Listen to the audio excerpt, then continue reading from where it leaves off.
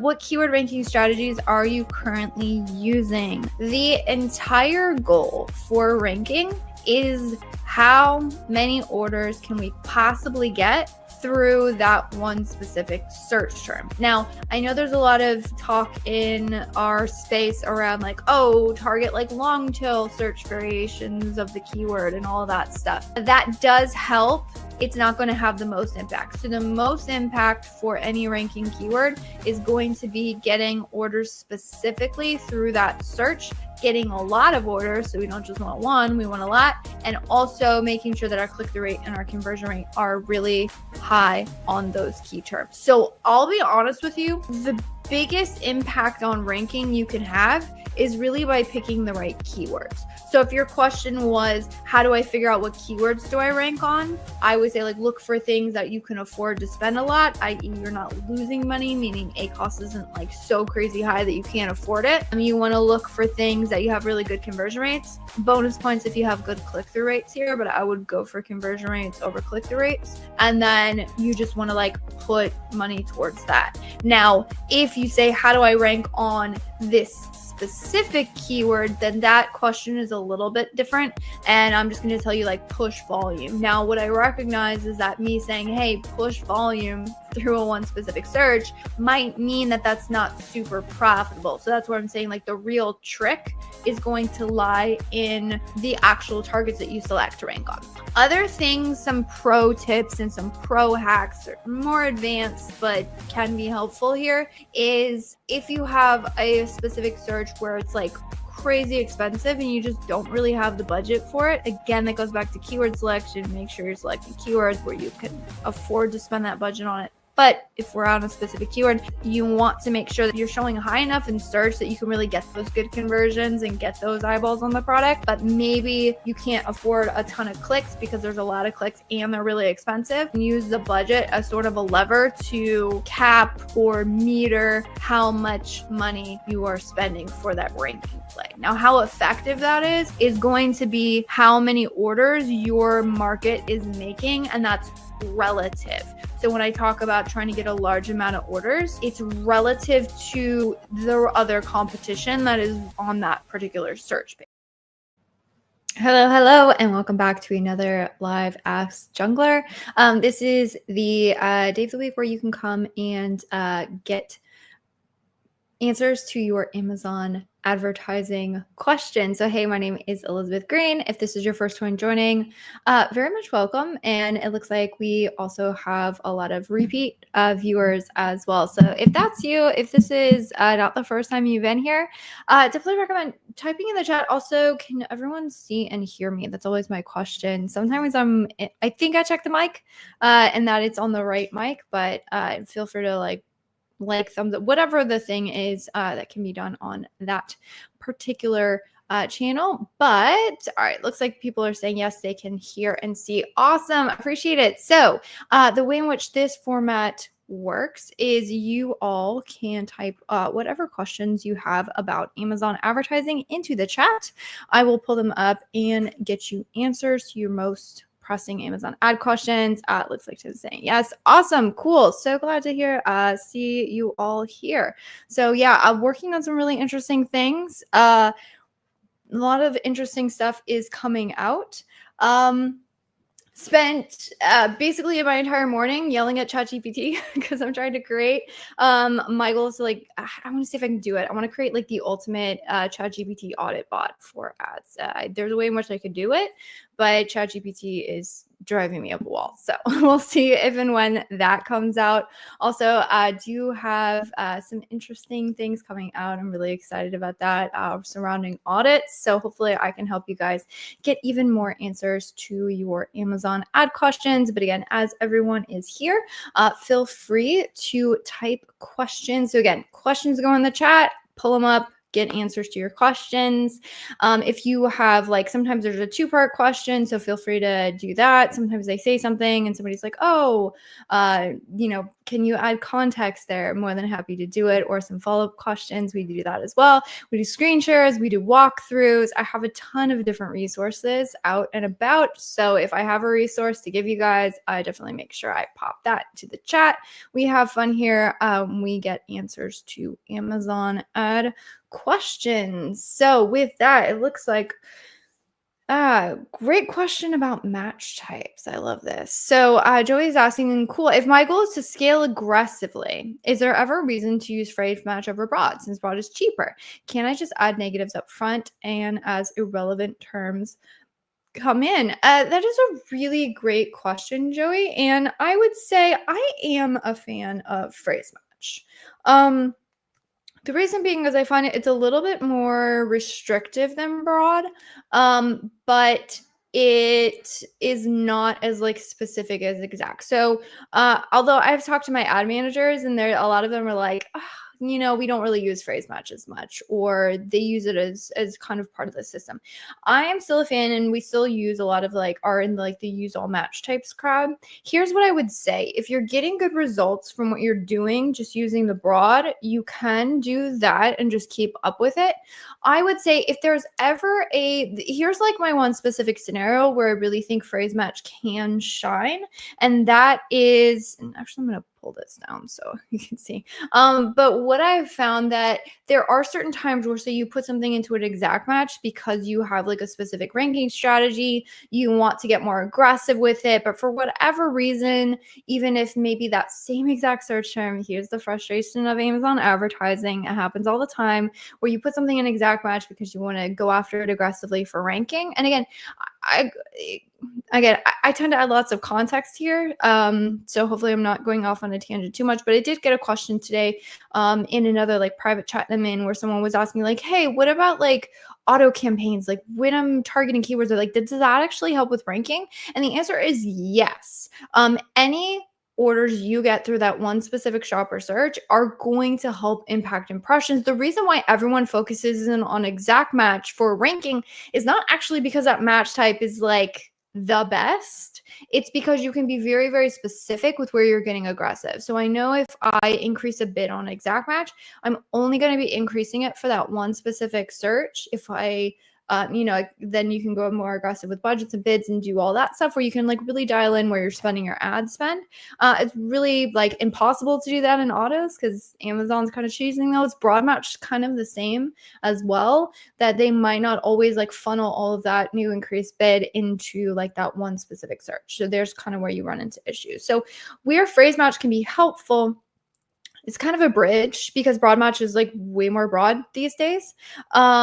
And then in exact match is really specific. So if you have a key term where you're oh man, I really want to get aggressive here, but I can't really seem to get the exact match working enough that it really makes sense for me to scale it. Sometimes what we've tested is, say, launching in a phrase match so we can still be confident, because I don't think I would go as aggressive in a broad match. But so you can be a little bit more aggressive with it and still you might touch on several other search terms, but you have a little bit more restrictive control over where your ads are going to show up. So that can be helpful. In your case, if you're looking to scale, I would say, again, if you have a key term that's working really well in exact and broad, you can always test it in a phrase. It doesn't really hurt to test it. But if you're getting fantastic results and already able to scale with what you have, I would say you should be okay. Because I know that's something that some of our account managers are doing, is mostly focusing on this. Man, these comments are really big. I'm going to have to I think we changed settings on here or something. Okay, cool. So Tim is asking, hey, Amazon recently told us to redo our ads account. They no longer want multiple keyword groups from the same ASIN. How can we use one bigger campaign and include all the match types? I'm in a mood today, Tim. I'm going to be Starkey. Was it an Amazon rep? Who told you this? Because I'll be frank with you, this is bullshit. This is bullshit. Oh my gosh. Why are people out here giving advice that's going to completely destroy ad accounts? Ignore them. They obviously have no idea what they're talking about. sorry, I'm gonna be snarky here, but I don't want to sugarcoat it because I want to save you one, just the headache of completely redoing your ad account. But then two, what's gonna happen is if you redo your structure, I can guarantee you your results, at least for our first couple weeks, are gonna go in the toilet. I don't want that for you, Tim. I don't want that for you. Yeah, they no longer want multiple keyword groups for this. Yeah, that's bullshit. I don't know who told them that or told them what to do. Yeah, Tim's saying yes, it was 3 rep. Yeah, don't worry about it. Don't worry about it. Ignore them. They have no idea what they're doing. If you have any questions about so this would be my question for you, Tim. Like, are there issues you're seeing with your ad account? Like, is there specific? Because there are times where you need restructuring, right? Like, but I would count that as like, oh, I'm struggling with performance. I need to figure out how to fix this. Then we can talk about that. I'm more than happy to help you coach through, like, if you actually need to restructure, like what that might look like. But like, if someone is just like, here's what I will say. There are certain structures in ad accounts that I hate. There are certain what I call like dumb campaigns, or I lovingly refer to as like Franken campaigns, where they have like a million different products and like all the match types and like the structure. I'm looking at it like, oh my gosh, this is horrible. But the performance is great. I'm going to baby performance all day long. If something pisses me off in the ad structure, but it's like performing really well, I might try and move around it and, try and shift structures, but like I'm never going to burn it down. I'm never going to completely redo ad accounts.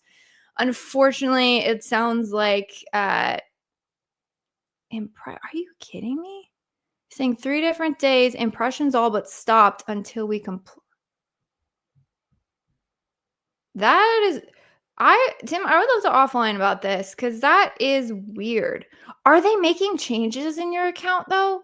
Like, did they make changes, or you can look at the history? I would look at the history log.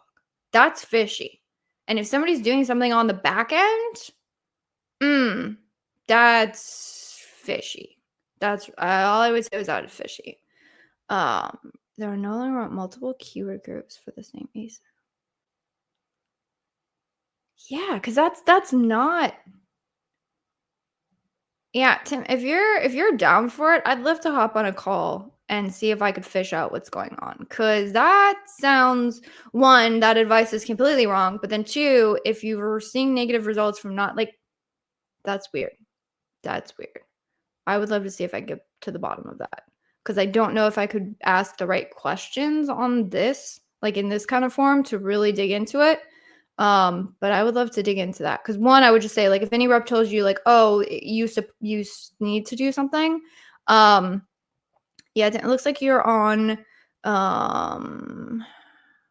looks like you are on YouTube. I don't know if you have my email. I don't really want to just put out email in the comments, but maybe we could figure out a way to get in touch, because that sounds really weird. All right, Gavin, what is the best way to leverage top of search impression share percentage and make data-driven decisions? That is a fantastic question. For me, and this is, I'll let you know the way that we approach, this is the way in which we approach placement percentages, is when making, quote, data-driven decisions, we're looking at the data on a campaign level to determine what is going to make sense to maximize. Now, you can definitely look at things on an account level, and I have a insanely comprehensive Amazon ads audit template that I'm putting out. It should be coming out next week. It's something we use internally and then I'm finally releasing, that does look at things on, let's say, an aggregate account level. So an aggregate account level is helpful to say oh, typically this account does better top of search, rest of search, or even on a product level to say, oh, these products typically do better top of search, rest of search. That is helpful, but every single keyword, every single campaign is going to perform differently. And so the way in which we use placements in a data-driven approach is to go into the campaign or to do analysis on the campaigns and say, okay, where like, where do these searches perform best? Like, where does my product, when it shows up on the search page, am I doing better top of search, rest of search, product pages? And then what we'll do is we will optimize that placements. And I'm a fan of like start small, work your way up. So an example would be if top of search is getting way better performance, then I would want to do, say like 10, 15%, sometimes 20% increases, and then just see like how does performance hold, because a placement percentage is going to increase, your cost per clicks for that, typically speaking. And so you just want to make sure that it's going to make sense. Like, and also I'm not a fan of like presumptions. Okay. So an example is like there was a specific client or brand that we're working with, and we're really trying to rank the product. Okay. So typically, in product, like when you're going after ranking strategies, you're looking at exact match, and then top of search tends to be like where you want to go just to make sure you're maximizing impressions. And then also it's going to get like the most ad inventory, and oftentimes, not always, will get a higher conversion rate. Well, the problem is that this product does not perform well at all on top of search placements. It just doesn't. And so for that reason, because the presumption is that, oh, if we're doing ranking strategies, we're doing top of search placements. But if it doesn't work well for the product, or that campaign is not performing, like you're not doing yourself any service. But if rest of search is working better, then like you might as well put your ad dollars there. So really, when it comes to making like data-driven decisions, it's basically just like, where am I allocating my ad spend? Does it work for this specific product? And ideally, you're looking at it on a campaign level, and then even an individual targeting level when at all possible. Although placements you can't see at the targeting level. Julie has another question. Broad match for the first grade reading book costs 65 cents when first grade reading book is $1.37. Given how similar they are in broad, does a higher bid ever make sense? It can, if your performance is there.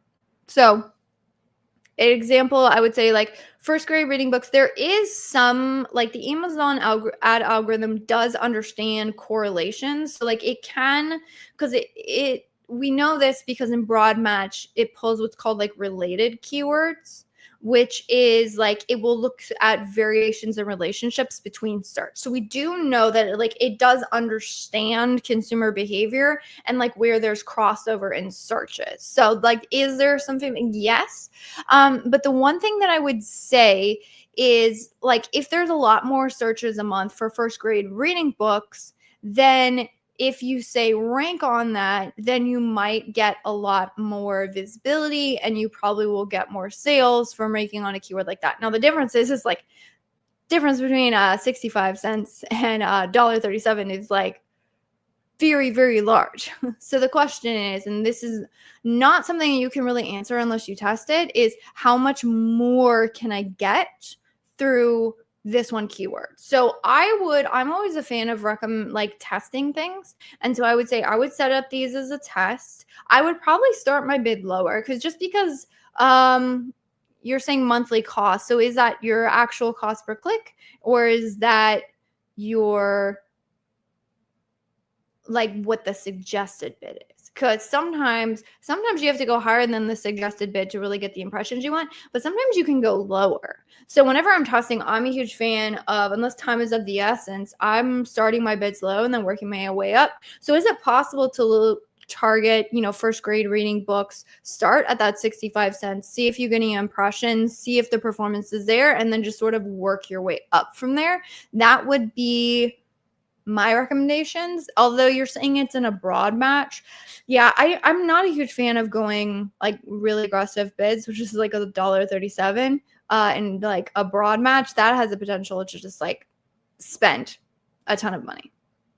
Oh, you're saying the suggested bid? Yeah, I would test it, because oftentimes the suggested bid, it's not always what you're going to pay in terms of the cost per click. So I would say it's worth testing, but I would start my bids low and then just see what kind of traction I could get as I work my way up. But yeah, as it's a broad match, there will be some overlap there. However, I think they're different enough searches that I would probably want to test both of them. And then basically what you do in a test is like you put it up, see how it works. You like look at what performance is for each individual keyword, and then as you start getting data feedback for your specific account, then you know how to optimize that, again based on data. Data is all going, what's working, how do I do it more, what's not working, how do I do it less, and that's, you know, tweaking bids and budgets and all of that stuff. All right, looks like people in the chat saying hello. Hello to you all as well. Again, format of this, just letting everybody know, I believe most of you watching, you guys are already dropping questions in the comments, but feel free to type in your Amazon advertising question into the chat. We will get it pulled up, and I will make sure that we can use your... Oops, what the heck is going on? Okay, cool. Let's look at the comments, other ones as well. All right, for top of search, the 1 to 900% range feels quite arbitrary. It is, to be honest, it is. How do you know where to start and where to end? And does changing fixed bids help lock in the modifier? And ad manager told me that once. That is interesting. So, I don't know if fixed bids in our experience helps lock in the modifier. In our experience, bids, regardless if it's fixed bids or not, seem to have the biggest impact on like if you're going to enter that ad auction or not. So in my experience, what I have seen is that low bids, say high top of search modifier or rest of search or whatever you want to do. Like there are some people who take a keyword and they'll put it in a specific campaign and they'll do low bid, and then they'll have like 3 campaigns, one's high top of search, rest of search, product pages, and then they'll just adjust there. In my experience using that strategy, can you sort of force where most of the impressions happen? Sometimes. Do you sacrifice impressions to do that? Absolutely. And because the name of the game in Amazon advertising is to get your product seen and sold wherever possible, I don't like sacrificing impressions because I'm trying to force a placement. To me, that's like counterintuitive. It's like, what's the goal? Driving more sales profitably. Does hyperfixation on a specific placement help me with that end goal or to hurt me? My opinion is it hurts you more than it helps you, so not a fan. They're great supplemental campaigns, but they're not good like core strategy campaigns is what I've experienced. And so how we approach it is through a logic decision tree. So the first thing that I would want to know when I'm faced with the campaign is there a better performance on a placement that allows me to say it's worth testing a product, a placement percentage, yes or no? If the answer is yes, like, wow, rest of search well outperforms. Okay, fantastic. Let's test it. And we're going to test it very minimally. When I say minimally, I'm a huge fan of like 10, 15, 20%. Check it, say a couple days, a week later, and then see what the results are. Has it gotten better? Has it gotten worse? But then the other thing that we have in our decision tree is how many potential search terms am I going to trigger with this increased cost per click? So an example of like an auto campaign, there's like your supplemental strategies that are great to test and sometimes work, sometimes don't. And then there's like the core strategies. So a supplemental strategy might be like an auto campaign, we're going to do close match auto campaign, and then we're going to like increase top of search to see if we can like trigger a bunch of really good search terms at like top of search placements. And because we're trying to force the algorithm to drive us, high converting search pages, but we kind of want it to do its thing in targeting. That's like a really interesting supplemental campaign, but like sometimes it works and sometimes it's so horrible. So you really want to that's like my side test. And then like my core test is how do I just maximize the performance of the stuff that I know is like my core campaigns. And so that's where we use placements. But again, that cross check of like how many searches am I triggering? An example here would be like, say, a broad match or again, an auto campaign. Like if I put top of search placements on an auto campaign, do you know how many ad auctions that I'm affecting? A lot. And so the potential, because it's an increase, for that to increase at a rate that is going to make the spend just not perform is pretty high. So we're going to be careful or maybe potentially avoid placements altogether in those kind of campaigns. So Julia, I hope that answered your question. If you have any follow-up questions on that, definitely let me know. Good question. The new B2B ads, do they compete with the normal sponsored product ads, the regular ones, as both have B2B placements? Have you tested the B2B ads for sponsored product ads? Yes, we have tested the B2B placements for sponsored product ads. Do they compete with normal? No, they don't compete because like B2B placements are like a completely separate thing. So they're not going to compete with each other. What you can do, actually, I heard this and I didn't come up with this step, but I thought it was really, really good. If you're trying to determine if B2B works, one, again, just treat it like a placement. Look at that placement. Does it convert better or worse? Like, is it working? Great. Let's do more of it. Is it not working for the product? Let's do less of it, or let's not touch it at all. But then the other thing that you could do is in business reports, you can actually see your B2B sales for specific products. So you can look at a parent ASIN level or a child ASIN level, like it'll have B2B sales in there. And so in that case, if you have a product that makes a lot of sales and does really well on B2B, well, then it makes sense to test B2B placements for that product. So again, if you have the data to do so, you can test that. Or if you're looking at the sales data and you see potential there, then you definitely can test that as well. That was a fantastic question. Really good questions today. I appreciate you all. So with this, I'm going to, hold on, grab a drink. Definitely need caffeine today. Lots of great questions. If anyone's got any other ones, feel free to drop them in the chat. Looks like we have more people joining in and watching, which is awesome. I appreciate all of you. Again, status of this is if you have an Amazon advertising question, drop it in the chat, pull it up. We'll get you some answers. Also, I'd love to hear what kind of things you guys are trying to figure out in your ad accounts, because I've been working on actually put up a video on it on like an AI analysis tool. Honestly, I spent all morning just yelling at AI because it was not doing what I needed it to do, because I'm trying to ask it to do some really complex things. But providing that I can figure that out, and I do think I can, though it might take a little bit time, more time than I want, I actually put out a joint one on an AI analysis tool with Sean Stone. So if you guys, anyone wants access to that, it's basically an AI bot that helps you analyze and get total ACoS and other sale like insights on a child ASIN level, which is kind of historically like a little bit harder of a, like a data cleaning challenge. So I know that there's a lot of stuff, and I know I've put out a lot of templates, but I'm trying to see if I can take those templates and I'll replicate them in AI bots, because I think it's a lot easier just to like drop in some sort of spreadsheet or something and just have the bot run the thing instead of having to like copy paste do stuff. I know I'm lazy. I just gotta make sure. So if anyone has anything like that, oh, Evan's saying, I love the ACoS report tool. Cool. Which one is that? Because I have a lot of them. I'm always trying to figure out like what is valuable to you all. What would be helpful. So again, if anyone has any analysis, or Yavan, if you know like which ACoS report tool that was, I'd love to know, because maybe I always like to add on to things as well. Oh, the ChatGPT one. Yep. That one. So it did work. Yeah. Because when I first put it out, I was having issues. I fixed it, thankfully.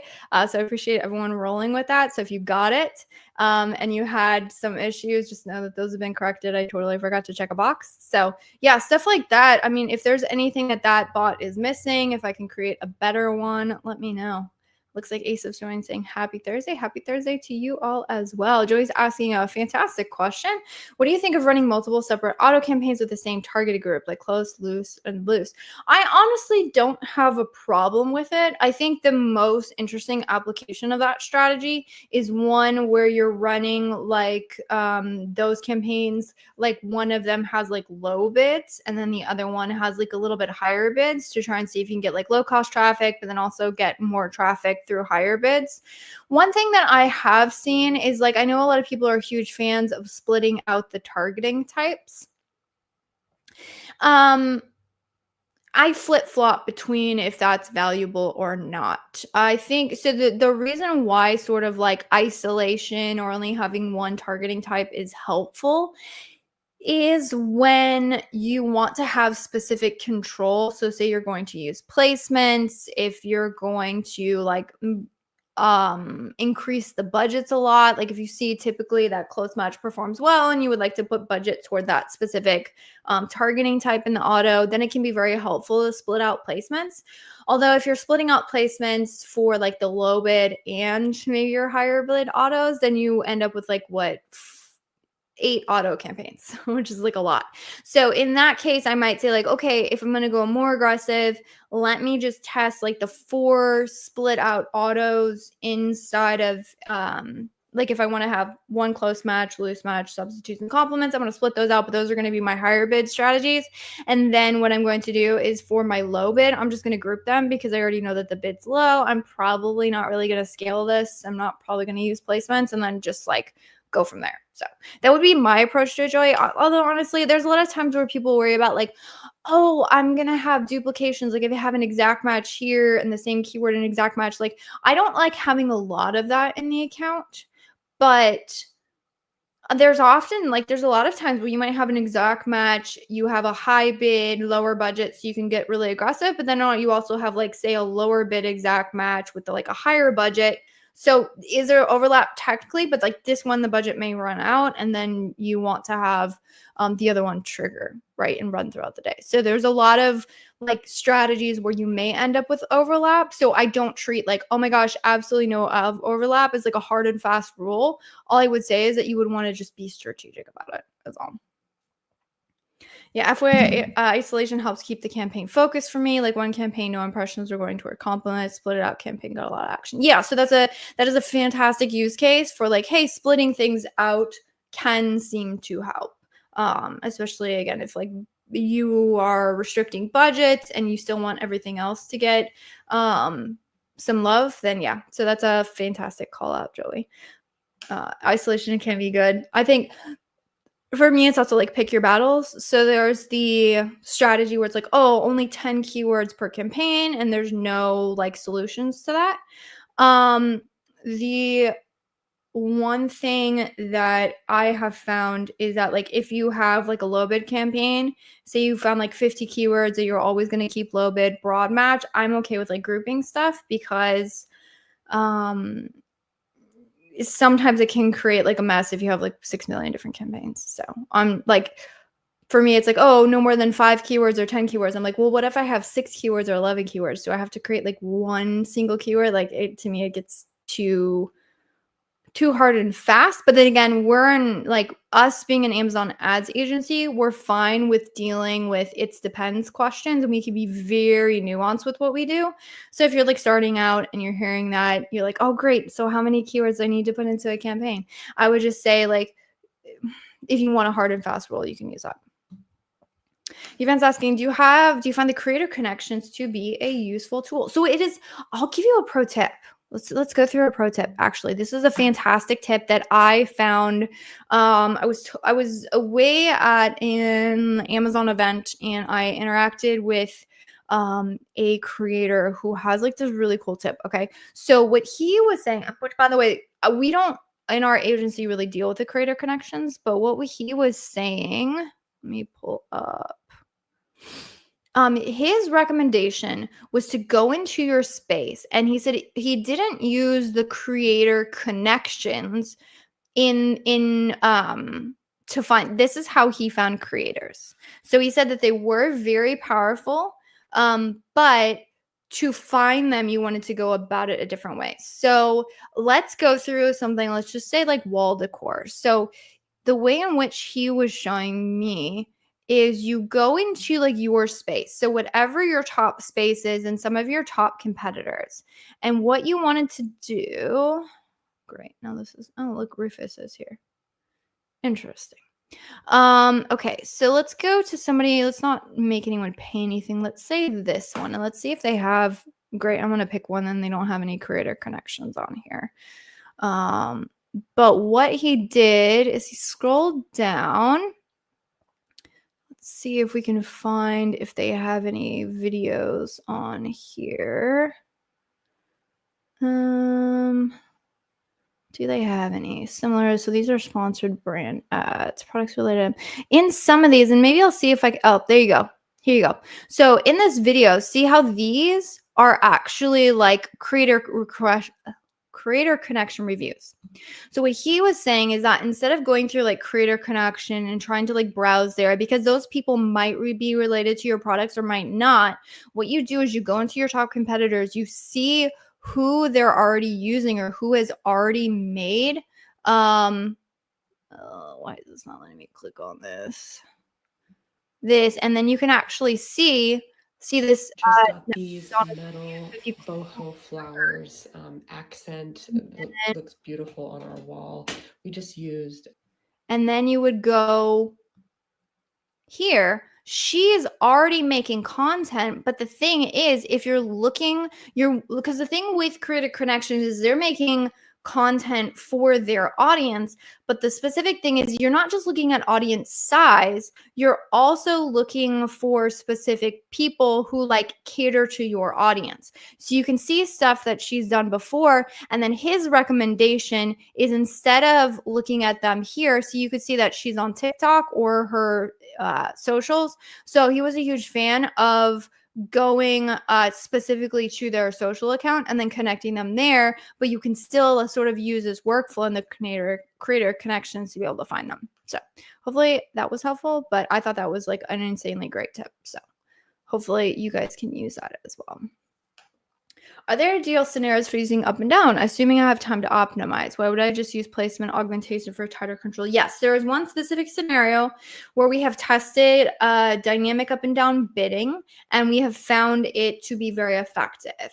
Now, this is not from like a low ACoS standpoint. This is when you're trying to jumpstart something. So we've seen this in like, say, specifically supplements or the beauty category or health category where cost per clicks are like astronomical. And we've already pushed our bids as high as we want them to go. An example was we were trying to jumpstart something on a specific supplement account, and we had scaled the bids up to like $5. And Amazon was not serving us impressions. And we're like, what gives? Like, Amazon, shut up and take our money. Like, we're trying to get, like, the keywords were super relevant. We had tried everything. We're QAing it. We had tried fixed bids. And for some reason, we still weren't getting any traction. One of my account managers did a test, and she ran dynamic up and down bidding. And what she found is that did help jumpstart the algorithm. Now, as you can imagine, it can be kind of scary, like dynamic up and down bidding with a $5 bid can technically trigger a $10 bid.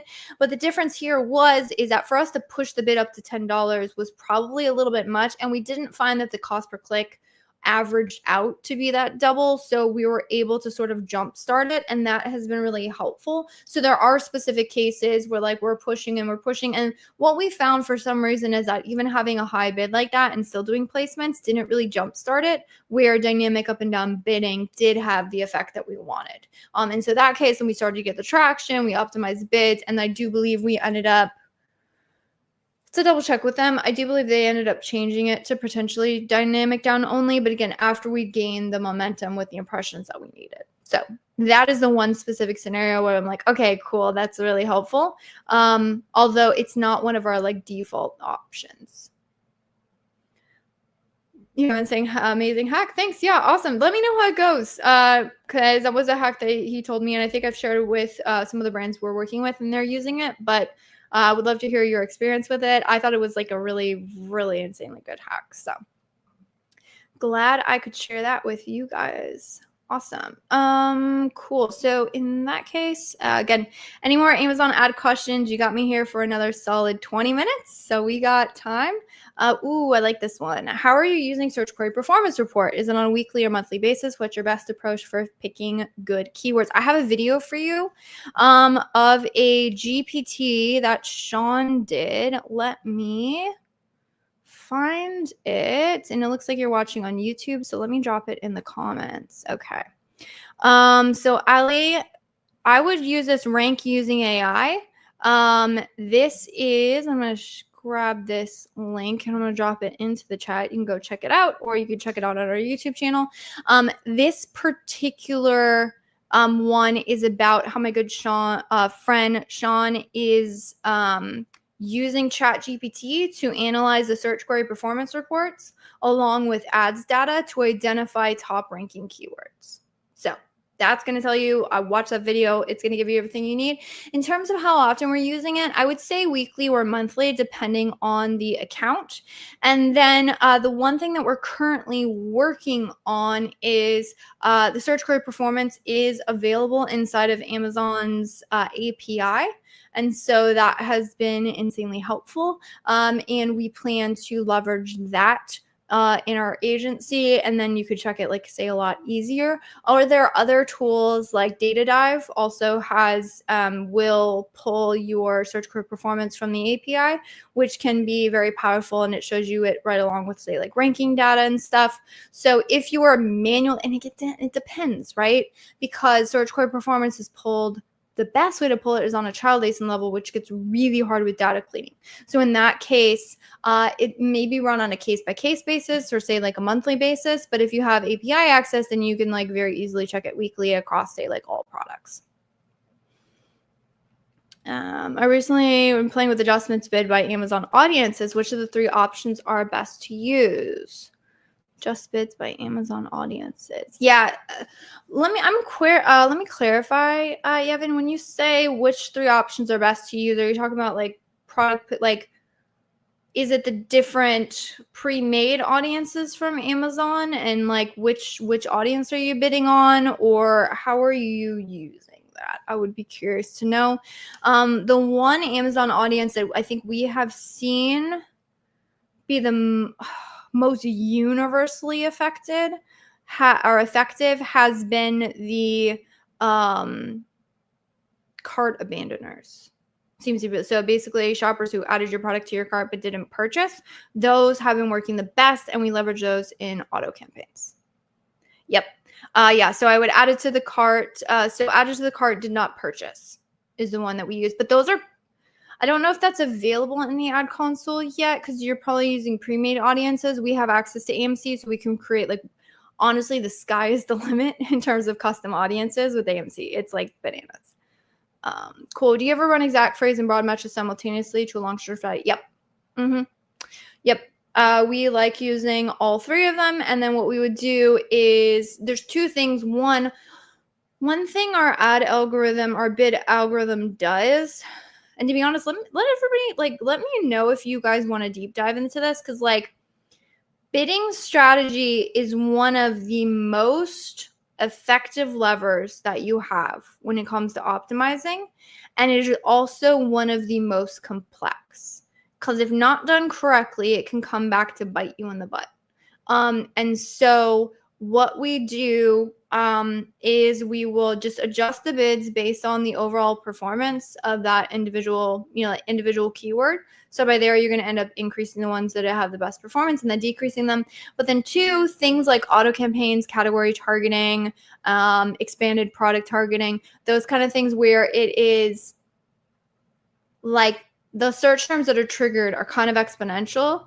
And so if you increase a bid on one keyword, you're like, in some cases, like auto campaigns, you're increasing the bid on potentially like thousands of different searches, right?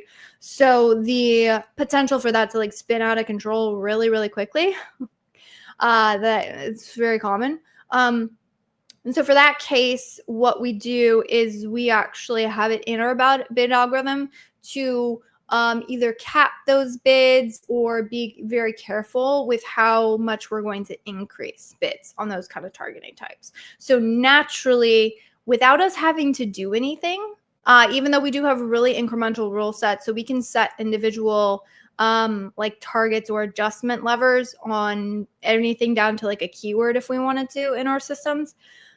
But if left to its own devices, our ad algorithm is set up to naturally favor the more ranked strategy types like exact match. So that was something that was really important to me as we were developing it, because I have seen way too many times if you just target one ACoS across the board, it is so easy to accidentally tilt an entire account to be so focused on broad and auto campaigns that you miss out on ranking strategies. So we have that baked into our system. What criteria do you use for adding negative keywords? Good question. We have two criteria. One is the number of clicks that it has. So I'm a huge fan of doing things that are specific to the account. So like on average, you'll hear from people is like 10 clicks, 15 clicks, and no orders, right? In the case of say like I'm going to make the math easy for myself, but nobody has this math, as going to be like a 50% conversion rate, right? So every 2 clicks on average, you should be making an order. So maybe I would wait like 5 clicks in that case to add as a negative, but I don't want to wait till 10, even though 5 would technically be like overly conservative for most people. It's not in my account. And then vice versa, if I have a 10% conversion rate on average, it takes me, I think, 10 clicks to generate an order, or like a 5% conversion rate on average, it takes me 20 clicks to generate an order. And so in that case, I would apply those benchmarks specifically. The other thing that you want to look at is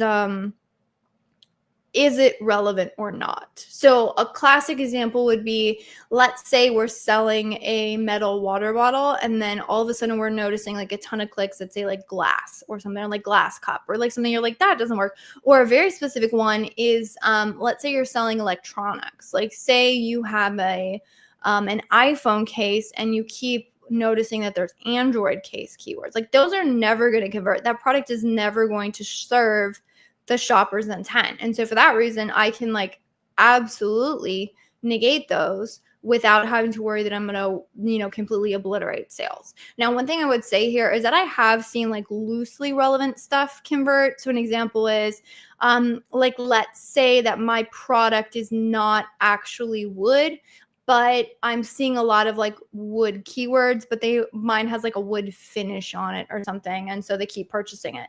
Now watch your return rate, because sometimes if people get an item and they think it was for something, like just make sure you're not screwing yourself up or returns. That's a huge part.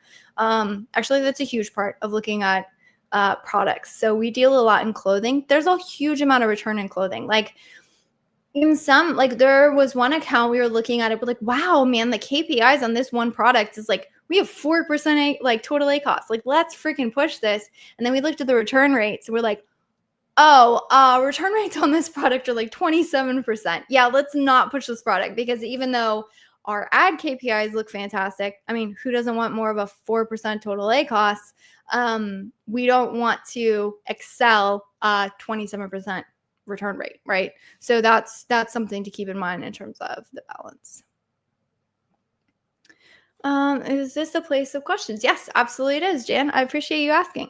So if you can recommend the best campaign type and specifics for targeting similar competitor products to expand reach for items, i.e. SPM or something. Ooh, good question. So if you are trying to target specific competitor products, you're going to get the most ad inventory from sponsored product ads. So I would focus in on sponsored product ads. Now, it depends on if you have like specific products that you want to target. Like I only want to show up on these specific search pages. In that case, I would recommend using exact match product targeting. So an example here would be if I saw some product targets in a search term report that are showing up in my autos that are crushing it, and I say, okay, I want to like double down specifically on these key terms, I'm going to use exact match product targeting. Now, there's also something called expanded product targeting. And this would be great. Let's say I'm already targeting those ASINs that I found in exact match and I'm doubling down. I'm like, oh my gosh, these ASINs are crushing it. How do I do more? Well, then you can also take those ASINs and you can launch those in another sponsored product targeting campaign. Say that 3 times fast. But then you can use expanded ASIN targeting. So expanded ASIN targeting tells the algorithm, not only do I want to show up on these specific product pages, but I want you to also find other product pages that are similar to these. So again, you're kind of expanding outward here.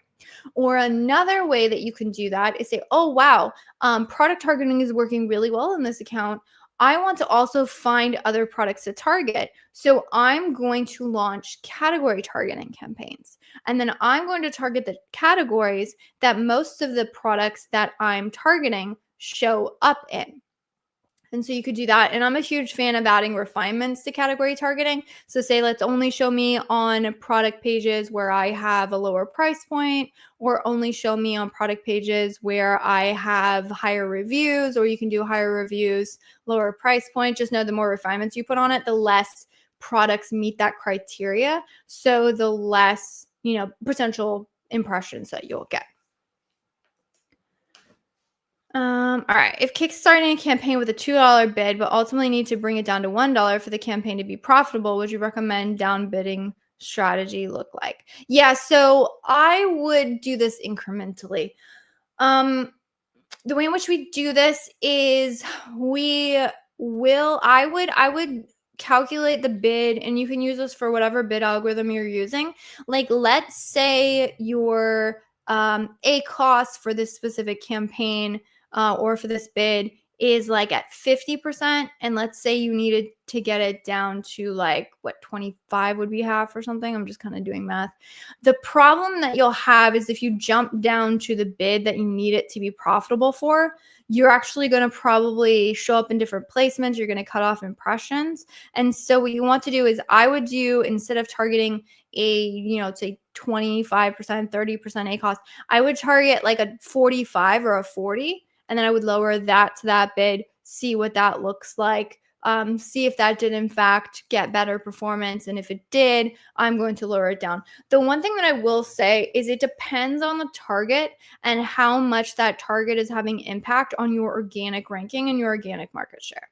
There will be certain campaigns where it can be painful, but you're like, if I decrease this bid too much, I completely obliterate all impressions and my ranking tanks and my total sales for the product tank.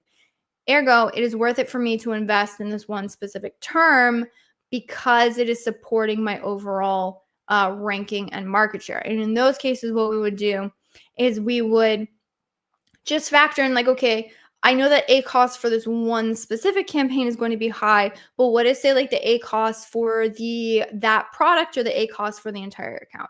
And then that's how I would kind of approach that. And like, is it worth it or is it not? So I would say, one, use that incremental decrease strategy to see if you can get the bid where you need it to be. And then two, if that sort of impacts your total sales too hard, then see like, is it possible for me to maintain being aggressive on this key term, but then do the sales? Is my total A cost better or worse in that case? Yeah, how would you approach reducing bids over time without hurting performance? Yeah, that's exactly it. Man, it looks like I need to put together like a bid strategy, like the ultimate bid strategy, like optimization formulas, because it's what we do is pretty intense. So basically, what I realized over time is that here's the layers of developing our strategy, okay? Is that there wasn't one time where I would just say, oh, is this above target A cost? Is this below target A cost? Especially, and there's some people who teach like, hey, whatever's spending the most in your account is like where most of the impact is coming from. And I would say that's true. However, oftentimes the things that you're spending the most on are also driving the majority of sales. So what we'll do is we'll factor in the number of orders into our calculation, and we'll say, okay, if orders are above X threshold, we'll still lower it, but I'm going to lower it based on that criteria I just told you about. So we have a variable bid floor that we use that says, okay, we have the input of the bid. This is our X bid calculation to reach the A cost. However, because the order value meets this criteria, we're going to set the floor here and then make sure that we're not lowering too aggressively. And then so we're more careful of that. And then the other layer that we found is that if you're looking at an order variable, most often auto campaigns, broad match campaigns, etc., will naturally have a higher amount of orders just because they trigger more search terms. And so in those cases, we will maintain, like we won't favor those as much in the algorithm is the way that we approach it. I don't know if that completely answered your question. It was a little bit more of a complicated answer, but it's kind of a complicated topic. Do you use negative exact or negative broad? Negative exact, 99.9% of the time, and then there's no negative broad, but there is negative phrase match. So we will use negative phrase match if there is one key phrase that keeps like reoccurring in the account and it feels like you're playing whack-a-mole and you're like, whenever I have this specific phrase show up in a search, it never converts, and then you can use a negative phrase to just like clear that out. Is there a way to correlate returns to an ad campaign? There isn't really.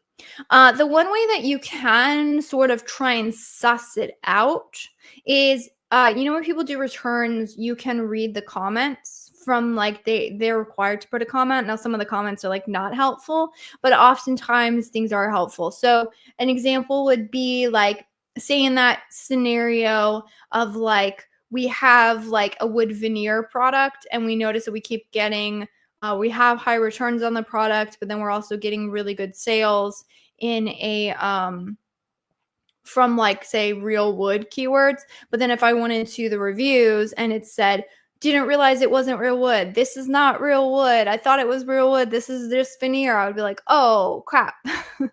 Maybe I should go through and, like maybe not target those keywords, because obviously people are becoming dissatisfied with that. Like there was one, I consulted with a brand and there was one time where they said that the other ad agency had really, really focused on, I think it was like some sort of pillowcase or cover or something for a specific product. And unfortunately, what happened is that product actually, because it converted so well on that search, it actually ended up ranking. But then return rates went through the roof because it turned out that the product didn't actually fit on, again, I think it was like some sort of pillowcase or cover. Like the cover didn't even fit on what they were searching for, and there was no way to know that in the listing. So like they tried to like change the listing images, be like, this doesn't fit this, and like it just created a fiasco. So those times, I would say, to that degree, are very few and far between. So I don't know if I would overthink it or overanalyze it. I just happen to know that like it does happen in some cases. So you really want to pay attention to what's going on. Honestly, if you are getting reviews, like always read the review feedback. Like we found out for one client, the conversion rates went down because there was a negative star rating.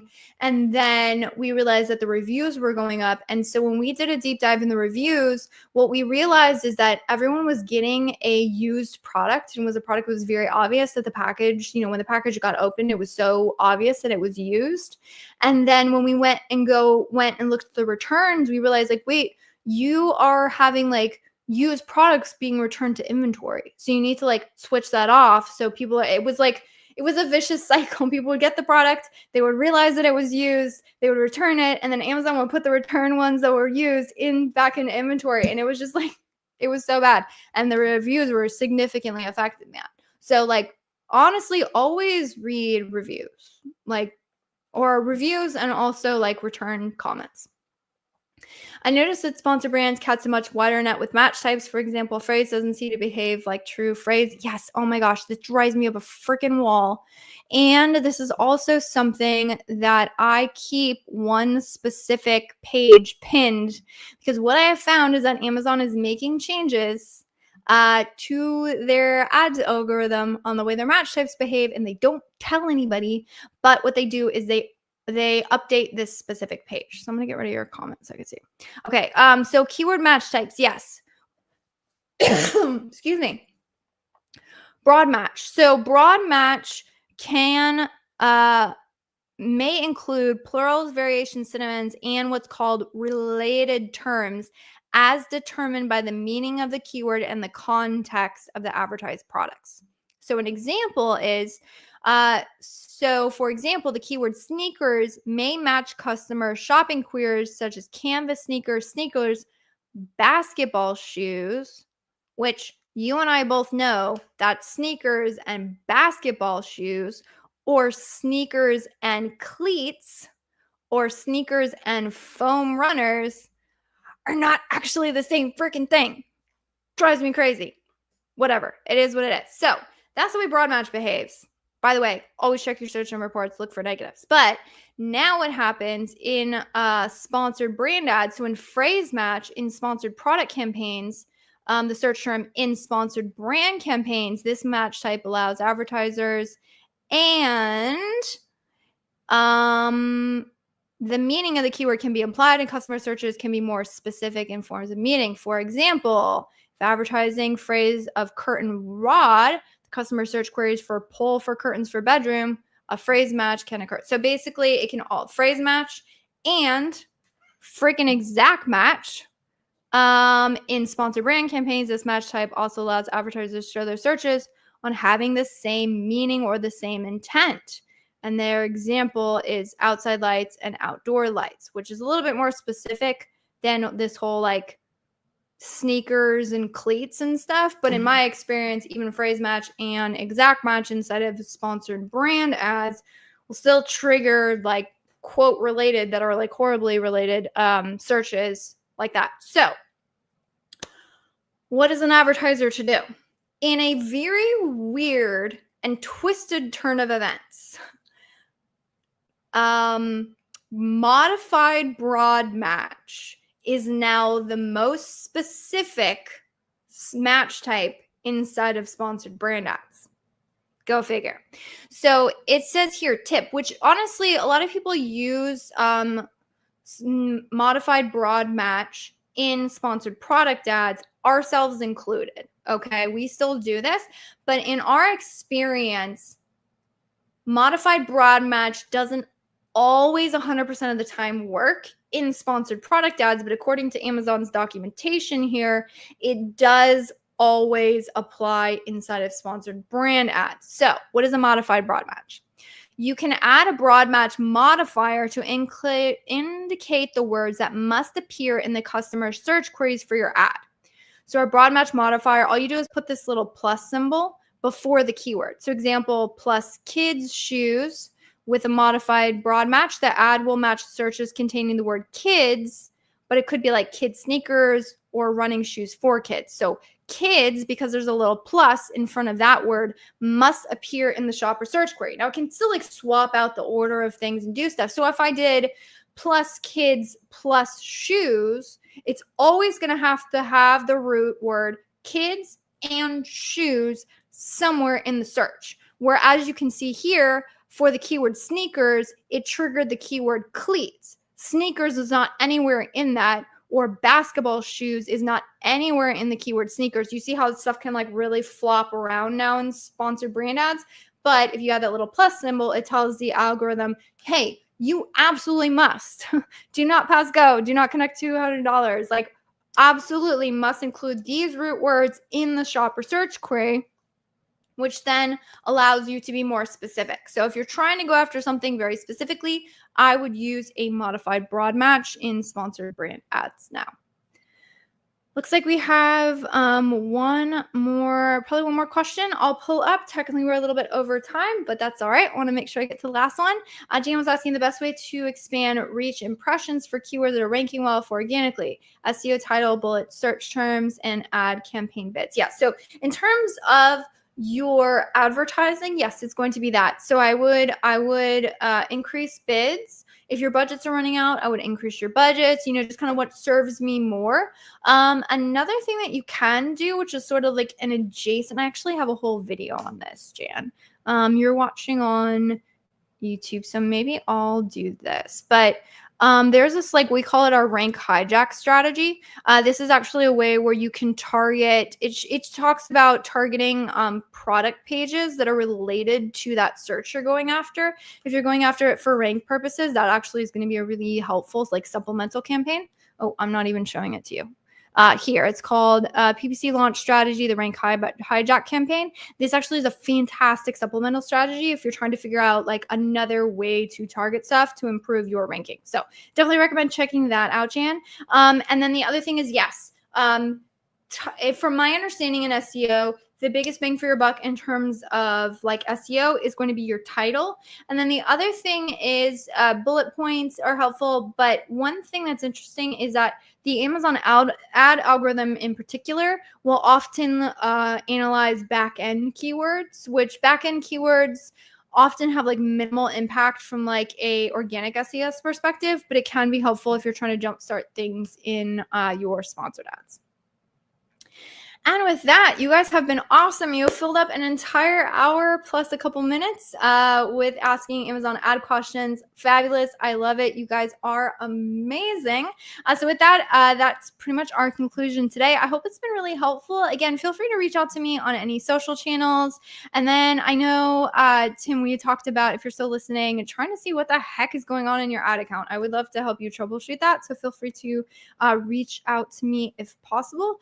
But otherwise, I will see you guys all same time, same place next week so we can answer your Amazon advertising questions, get you more answers, and help you grow your sales.